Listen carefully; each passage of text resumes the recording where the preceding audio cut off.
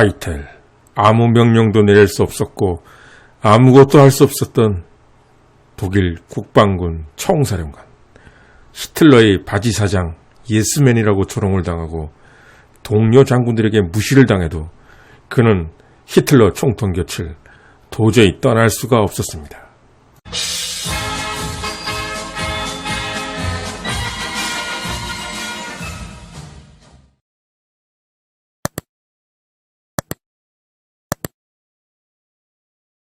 독일의 독재자 아돌프 히틀러가 가는 곳이라면 어디서나 볼 수 있었던 남자.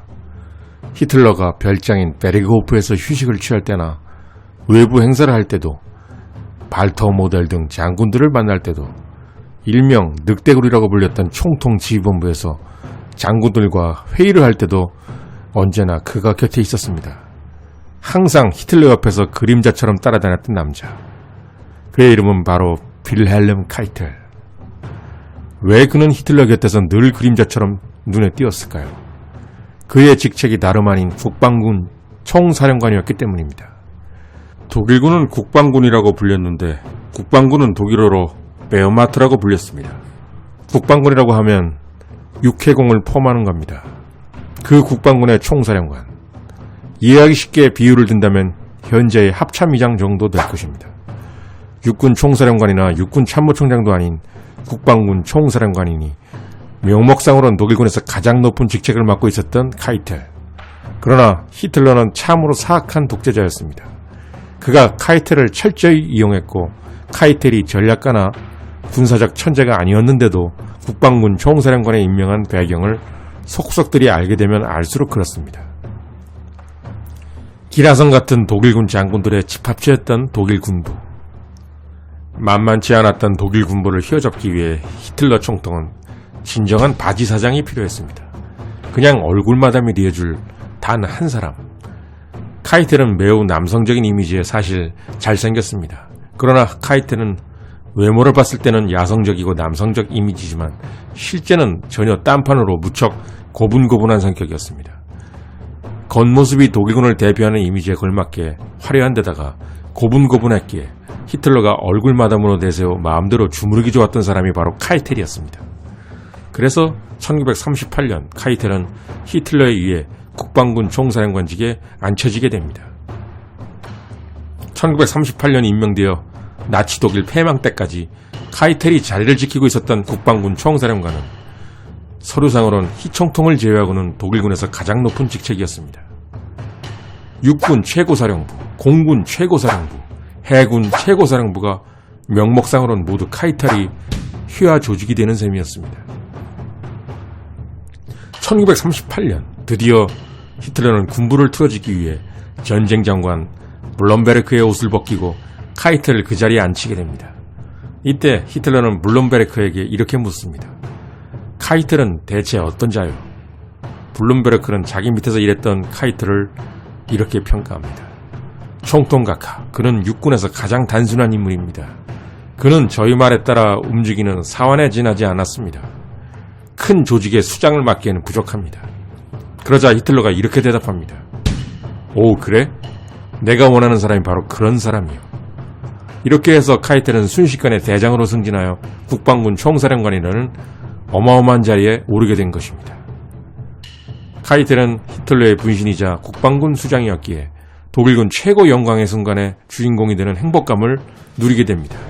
아마도 카이텔이 가장 행복한 순간이었을지도 모를 때가 바로 프랑스 항복을 직접 받아내는 승전국 독일의 주인공으로 나타나게 된 순간이 아니었나 싶습니다.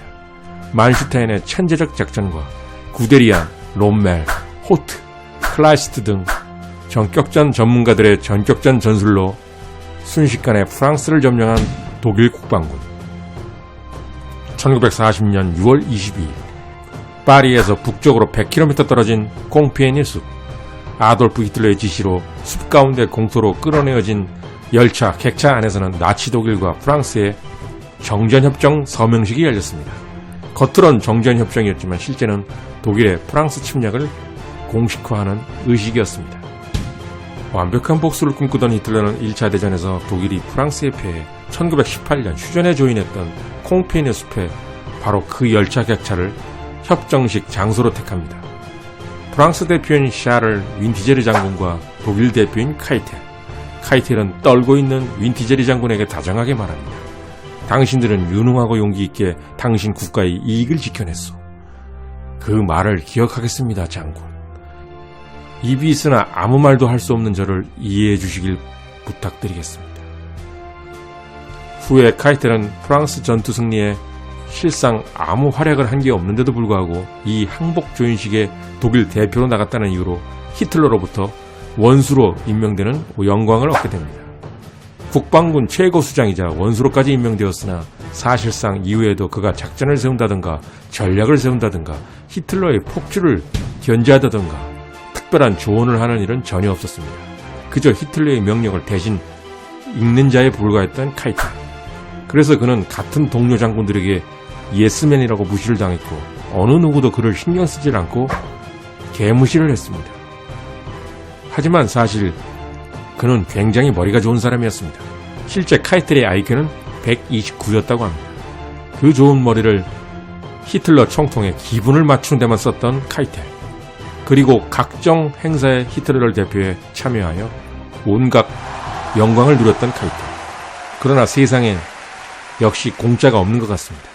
프랑스를 향한 독일의 달콤한 복수전, 프랑스 점령이라는 영광의 순간에 독일군을 대표해 주인공으로 나섰던 그였지만 그로부터 5년 후에 독일의 무조건 항복이라는 치욕의 순간에도 독일을 대표해 나타나게 되기 때문입니다. 1945년 5월 8일 오전 7시 베를린의 소련군 본부. 무조건 항복 문서에 독일을 대표하여 서명하기 위해 나타난 카이텔 원수. 소련과의 싸움에서 수백만 명의 독일군이 죽었는데 결국 무조건 항복. 독일로서는 그동안의 희생이 아무 소용이 없게 되는 피눈물 나는 순간. 슈커프 원서가 말하죠. 무조건 항복 문서에 서명을 하라는 거죠. 카이텔이 이리로 가져다 달라고 합니다. 카이텔, 네가 여기로 와서 직접 서명하라. 참으로 굴욕적인 카이텔. 항복 문서에 서명한 지 4일 후에 카이텔은 체포되어 국제 전범 재판에 회부되게 됩니다. 그는 뉘른베르크 전범 재판에서 이렇게 항변합니다. 나는 나의 총통에 대해 충성을 한 것이다. 소련군 너네도 스탈린에게 맹목적인 충성을 하지 않느냐. 그러나 카이텔은 뉘른베르크 전범 재판에서 결국 사형 선고를 받고 교수형에 처해집니다. 교수형을 당하면서도 독일이여 영원하라 라고 외치며 죽는 카이텔. 이때 카이텔은 바로 죽지 않고 무려 24분 동안 살아있었다고 합니다. 이건 아무리 죄인이라도 너무한 것 같습니다. 그래서인지 몰라도 저는 사실 카이텔이 불쌍하더군요. 더구나 그는 히틀러의 바지 사장이었기에 전쟁 범죄를 명령한 최종 명령권자라고 하기엔 무리가 있었습니다. 국방군 총사령관인데도 작전 하나도 제대로 세워본 적이 없었고 어느 누구에게도 자기 의지로 명령을 내린 적이 없었습니다. 그저 히틀러가 시키는 명령에 사인만 해댄 사람이었으니까요. 결국 카이텔은 히틀러가 군부를 휘어잡기 위한 꼭두각시에 앉아있었던 죄로 비참하게 죽게 되는 것입니다. 그동안 누린 영광의 대가치곤 혹독한 대가를 치르는 카이텔 원수. 이쯤 되면 악의 화신 히총통에게 이용망당하다가 너무나 비참하게 죽은 거 아니냐고 그를 동정할 수 있겠으나 그가 크게 잘못한 일이 사실 있긴 있었습니다. 바로 발키리 작전, 히틀러 암살 미수 사건에서 그는 앞장서서 사건을 처리합니다. 발키리 작전 참가자들은 사실 너무나 큰 용기를 가진 사람들이었습니다. 이들이 암살 음모를 결행했을 때 히틀러 암살 후 연합군 측과 강화 협상이 되리라고 100% 확신했다기보다는 암살에 실패하거나 강화 협상이 안 되더라도 독일에도 남아있는 마지막 양심이 있다는 사실이 알려지길 바라는 절박한 심정으로 히틀러 암살을 시도했던 것입니다. 그런데 암살에 실패하자 카이텔은 총통의 신임을 얻기 위해 이 일에 자신이 발벗고 나서게 됩니다. 그는 히틀러가 간신히 목숨만 건진 후 일시적으로 명령을 내릴 수 없게 되자 자기가 나서서 신속히 연관자들을 체포하고 사형시키게 됩니다. 카이텔의 악마적인 히총통에 대한 충성심은 정말 대단했던 것입니다. 카이텔의 또 하나의 큰 죄는 자신이 국방군 최고사령관으로서 아무 역할도 못하고 허수아비처럼 헛된 얼굴 마담만 하고 있다가는 언젠가 그것이 부메랑이 되어 돌아올 것이라는 점을 알면서도 그 영광과 허세를 누리며 계속 그 자리에 앉아 있었던 점입니다. IQ 129가 되는 그가 그것을 몰랐을 리가 없습니다. 그는 그것을 알면서도 2차 세계대전 시작부터 항복할 때까지 물러나지 않고 그 자리에 있었습니다. 그 이유는 히틀러에 대한 충성심이 강했다는 점도 있었지만 더 큰 원인은 그도 사실 국방군 총사령관이라는 허울 좋은 영광을 즐겼다는 데 있습니다. 시총통의 허수아비 역할을 하는 자신에게 회의감을 품다가도 국방군 최고사령관으로서 받는 그 엄청난 영광을 포기할 마음이 그에겐 없었던 것입니다. 구독해주시고 공감해주시는 여러분들께 진심으로 감사 인사를 드립니다. 감사합니다.